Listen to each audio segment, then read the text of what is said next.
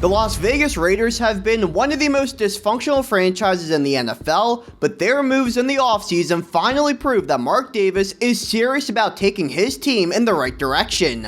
At first, it felt like it was going to be another bad offseason for the Raiders. After starting 3-5 in 2023 and firing Josh McDaniels, interim head coach Antonio Pierce took control of the team and did pretty well. They went 5-4 under him, and the defense looked so much better. Being a former player, the current roster connected to him, and they wanted him as head coach so badly that some of their biggest stars even threatened to request a trade if he didn't get the full-time job. So Vegas made the right decision and made Pierce the head coach. They then made what seemed like another great move and paired Tom Telesco at GM, and it made sense. Young head coach and a veteran general manager. They were taking over an 8-9 team with a top 10 defense, and fans thought that the Raiders could make some noise this year. And well, the exact opposite happened. Despite having a great draft and having some expectations, they flopped. After starting 2-2, which included beating the Ravens and the Browns,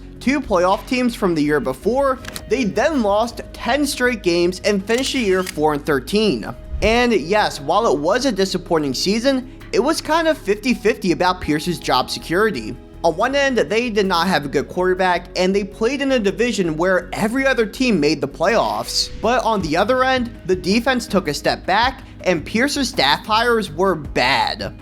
They fired Luke Getsy mid-season, and as a CEO-style head coach, that is not a good sign. So after just 1.5 seasons, they pulled the plug on AP, but didn't let go of Telesco, which confused a lot of people.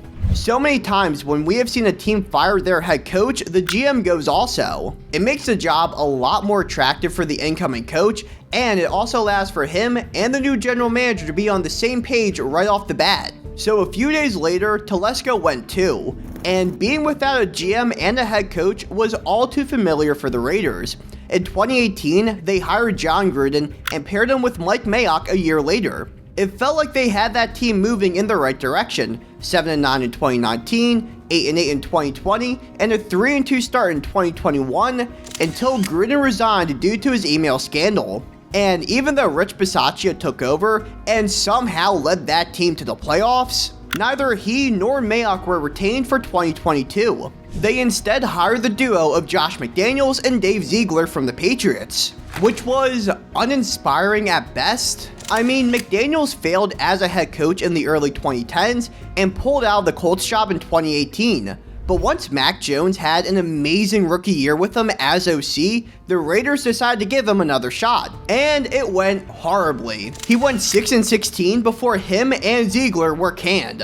So once again, both the head coach and general manager jobs were open in Vegas. Clearly, if you are Mark Davis, this has to be infuriating. To keep on hiring and firing coaches and general managers and just be stuck in the same cycle, feeling like the franchise is going nowhere.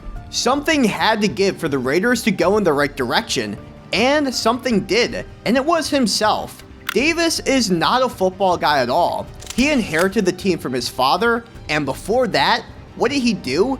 He worked in the team stores and in the equipment department under his dad, and then he inherited the franchise in 2011. He was not the kind of guy his father was, who was a former coach, a former scout, a GM, and knew how to run the team from a football perspective, not just a business perspective. So what is so different about this cycle? Mark Davis has Tom Brady at his disposal. Brady was approved as a minority owner, and he really headed this head coach and GM search, which is exactly what Davis was missing. During a press conference, Davis opened up about the football ops' recent struggles under him. The one thing I know is what I don't know, and I'm going to surround myself with people who do know those things, and I'm going to give them the opportunity to do their job. I give them a vision and goals, and we talk about those things, but results are what speak. I've been around some great football people in my lifetime. You talk about my late father, Al Davis, you talk about John Madden, you talk about Tom Flores, you talk about Ron Wolf. All of these people have helped me along the way, so I know what it takes. I think we've got the infrastructure now in this organization to move into the future. He was also hoping he was going to get this when he hired John Gruden in 2018, but it just ended up completely backfiring. But this is absolutely perfect for the Raiders. The best franchises are the ones who have owners who write checks and just stay completely out of the way on the football side of things. I mean, look at the Chiefs, the Eagles, the 49ers. They all have owners who do that, and look at how amazing they have been recently. So with Davis allowing Brady to run the football side of the franchise, what did that net them? A pretty good offseason so far. Even though they never officially offered Ben Johnson the head coaching position, Pete Carroll seems like the perfect guy here. He has tons of experience and outstanding connections, and even though he is 74, still has tons of energy left and never really fell off a cliff in terms of coaching. John Spytek is awesome for the GM position. This is a guy who was teammates with Tom Brady at Michigan in the 90s and was instrumental in bringing the GOAT to Tampa, where the pair won a Super Bowl together. So what's next for the Raiders? Well, the staff still needs to be filled out, and early reports indicate that Darrell Bevell could be the offensive coordinator. And while he isn't the flashiest name, the guy has been around the block and is a proven commodity at the position. He has seen success at both Minnesota and in Seattle with Carroll, and his rushing offenses have always been some of the best in the league. This is super important because it now feels more and more obvious that Russell Wilson will sign with the team, and while he showed some good moments with the Steelers, he is way past his let Russ cook days and is more of a veteran game manager slash mentor who will need a solid run game to rely on.